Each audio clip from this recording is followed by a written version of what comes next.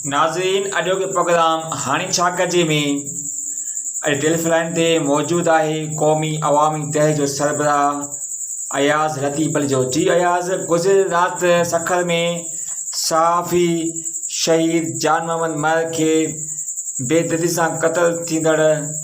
वाक़े ते अव्हां जो कहिड़ो मौक़िफ़ आहे? उन पूरी सूरत हाल ते अव्हां जो वधीक छा चवणु आहे? जी सभ खां पहिरीं त आउं इन अफ़सोसनाक वाक़े ते KTN जी सॼी टीम सां ऐं संदरी समूरी सहाफ़ी बिरादरी सां, जान मोहम्मद महर शहीद जे घर वारनि सां, दोस्तनि सां, संदसि सखर जे साथियुनि सां ऐं सॼे सिंध जे शऊर सां, सिंध जे क़ौमी सघ सां ऐं सिंध जे माण्हुनि सां ताज़ियत थो कयां ऐं उन्हनि जे ॾुख में शरीक आहियूं, छाकाणि त इहो कंहिं हिकिड़े फ़र्द जो ॾुख कोन्हे ऐं हिकिड़े माण्हूअ जी शहादत कान्हे। बुनियादी तौर ते सॼी सिंध में ख़ासि तौर ते सिंध जे 5-6 ज़िलनि खे सखर, घोटकी, शिकारपुर, कंदकोट, जेकबाबाद, लाड़काणो ऐं खैरपुर उन्हनि खे हिकिड़ो क़त्ल गाह बनायो वियो आहे। उन्हनि खे हिकिड़ो अहिड़ो मर्कज़ बनायो वियो आहे जिते रोज़ माण्हू लाश खणनि, कॾहिं अजमल सावंत जा, कॾहिं जान मोहम्मद महर जा, कॾहिं कंहिं नंढड़ी ॿारीअ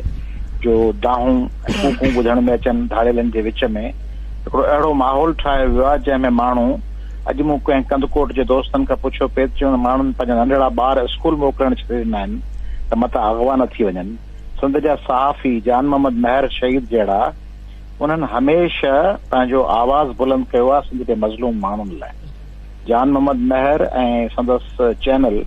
ऐं संदसि सथ हमेशह ॾुख सुख जी घड़ीअ में सिंधी माण्हुनि जो आवाज़ बणियो। बुनियादी सवाल इहो आहे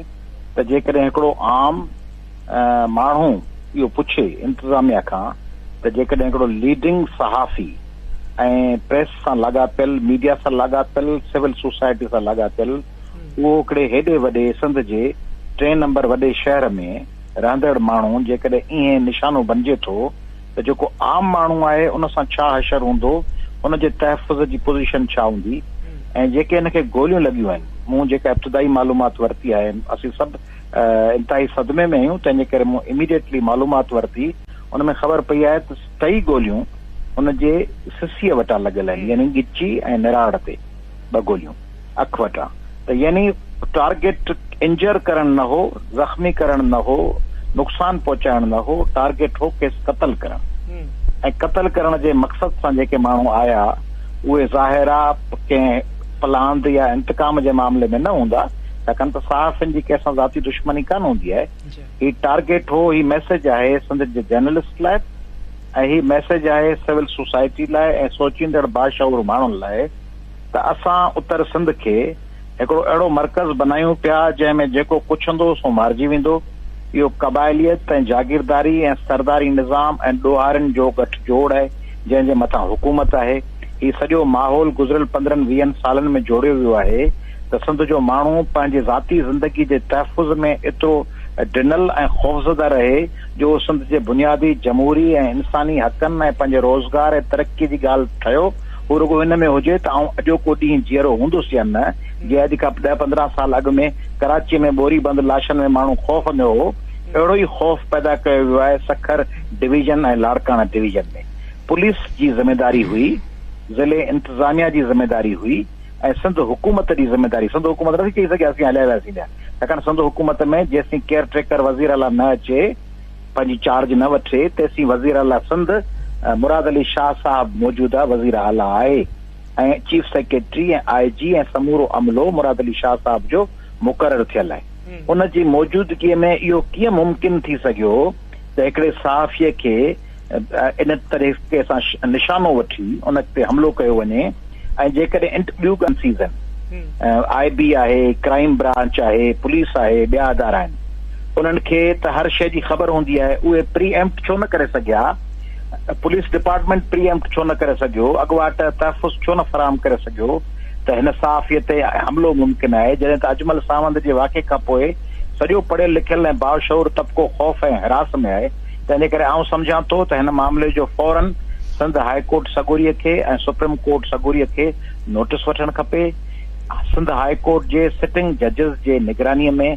फौरन हंगामी बुनियादनि ते हिकिड़ी जांच कमेटी ऐं इन्वेस्टिगेशन खे नज़र में रखंदड़ हिकिड़ी इंक्वायरी कमेटी ठहे ऐं उहा इंक्वायरी कमेटी का गैर मुयना मुद्दत ताईं न हुजे, उन्हनि खे हफ़्ते 15 ॾींहनि जो टाइम ॾिजे ऐं पुलिस खे ऐं डिस्ट्रिक्ट पुलिस खे ऐं DIG साहब खे, IG साहब खे ऐं डिस्ट्रिक्ट एडमिनिस्ट्रेशन खे पाबंद बनाइजे ऐं सेशन जज सखर इमीडिएटली उन लाइ कदम खणे त ही कातिल फौरन गिरफ़्तार थियनि ऐं सिंध जे माण्हुनि में इहा जेका बेचैनी, खौफ़ ऐं ज़िल्लत जो अहसास आहे त असांजा पढ़िया लिखिया माण्हू मारिया पिया वञनि, उनखे ख़तम करण लाइ ज़रूरत आहे त सिंध हुकूमत, मुराद अली शाह साहब, पीपुल्स पार्टी पंहिंजी ज़िमेदारी निभाए ऐं उहा सम्झे त उन्हनि खां ग़लती थी आहे, उन्हनि खां ॾोह थियो आहे, उनजो अज़ालो। क़ौमी अवामी तहरीक मुतालबो थी करे त न सिर्फ़ शहीद जान मोहम्मद महर, न सिर्फ़ अजमल सावंत, न सिर्फ़ उहे माण्हू जेके अगवा करे जिन खे कुमारी जहिड़ियूं ऐं ॿिया ॿारड़ा, न सिर्फ़ उहे माण्हू जेके हींअर थाड़ेलनि जे क़ैद में आहिनि, बल्कि क़ौमी अवामी तहरीक मुतालबो थी करे त सखर ऐं लाड़काना डिवीजन्स में हिकिड़ो भरपूर कानून जी बालादस्ती लाइ ऑपरेशन कयो वञे ऐं उन ऑपरेशन ज़रिए हिन शहीद जान मोहम्मद महर जा कातिल ऐं ॿिया समूरा कातिल ऐं समूरा धाड़ेल उन्हनि सभिनी ते गिरफ़्त कई वञे ऐं सिंध हुकूमत ऐं वफ़ाक़ी हुकूमत इहो साबित कनि त सिंध जे माण्हुनि खां रुगो टैक्स ऐं पैसा कोन था उगाड़ीनि, उन्हनि जे लॉ एंड ऑर्डर जी मेंटेनेंस उन्हनि जी ज़िमेदारी आहे ऐं ख़ुदि अदलिया बि इन ॻाल्हि ते माण्हुनि जे नज़रुनि में सवालिया निशान बणिजी वेंदी जेकॾहिं उहा ख़ामोश रही ऐं उन्हनि कत्ल खे कातिलनि खे फबण ॾिनो। आउं 2009 में क़ौमी अवामी तहरीक जो सदर थियुसि ऐं 2009 जे 8 अक्टूबर खां 22 नवंबर ताईं मूं लॉन्ग मार्च कई 46 ॾींहनि जी 800 किलोमीटर जी। उहा लॉन्ग मार्च कंदकोट खां शुरू थी शिकारपुर खां थींदी जॾहिं सखर पहुती त जंहिं माण्हूअ सभ खां वधी अॻिते न सिर्फ़ पंहिंजे चैनल लाइ बल्कि जान मोहम्मद महर जो किरदारु रुगो इहो न हो त हू पंहिंजे चैनल जी कवरेज करे, हुन मैनेज से कयो, सलाह मसलत करे, फोन करे त तव्हां सिंध जे मफ़ादनि लाइ निकिता आहियो, सिंध जे अज़ीम मफ़ादनि में जेको माण्हू आऊं या ॿियो को बि सिविल सोसाइटी सियासी अॻुवान निकिरंदो हो त हू कोशिशि कंदो हो त उनजी कवरेज, छाकाणि सखर मां सिंध जे माण्हुनि जी एहतजाजनि जी कवरेज घटि थींदी हुई, ॿियनि ज़िलनि मां थींदी, सखर मां घटि थींदी हुई, त उते जेके 2-3 अहम माण्हू हुआ जिन इहो ज़िमेदारी सम्झी थे, उन्हनि मां जान मोहम्मद महर हो जंहिं राति जो मूंसां होटल में बि ॻाल्हायो हिकिड़ो ॾींहुं अॻु, उन ॾींहुं बि जंहिं ॾींहुं असां पंधु खणी निकितासीं उन ॾींहुं बि हुन मैनेज कयो त उहो लॉन्ग मार्च जी कवरेज थिए, पोइ वरी बेदारी मार्च में सखर जे पहुतासीं। धाड़ेलनि जो मसइलो हुजे, माण्हुनि सां बोध जूं ज़्यादतियूं हुजनि, बंद टुटण जो ख़तरो हुजे, बोध मुतासिरीन में इमदाद विराइजणी हुजे, सिविल सोसाइटी जो किरदारु हुजे, सखर जे अहम अदीबनि शाइरनि शेख हयाज़, रशीद भट्टी, खैरपुर जे तनवीर अब्बासी या फताह मलिक जा ॾींहं हुजनि, उन्हनि जी यादगिरी हुजे, अदबी, सियासी, इल्मी समूरनि कमनि में असांखे हादी बख्श भट्ट साहब असांजो जेको साथी उहो ॿुधाईंदो हो त जान मोहम्मद महर साहब ऐं असीं गॾिजी सिविल सोसाइटी जा नवां इनिशिएटिव्स प्लान कंदा आहियूं। संदसि किरदारु हिकिड़ो इंतिहाई अहम ऐं शानाइतो किरदारु हो ऐं सिंध जा समूरा सहाफ़ी ऐं समूरा माण्हू शहीद जान मोहम्मद महर जे सहाफ़ती, इल्मी ऐं सिविल सोसाइटी वारे किरदार ते फ़ख्रु था कनि।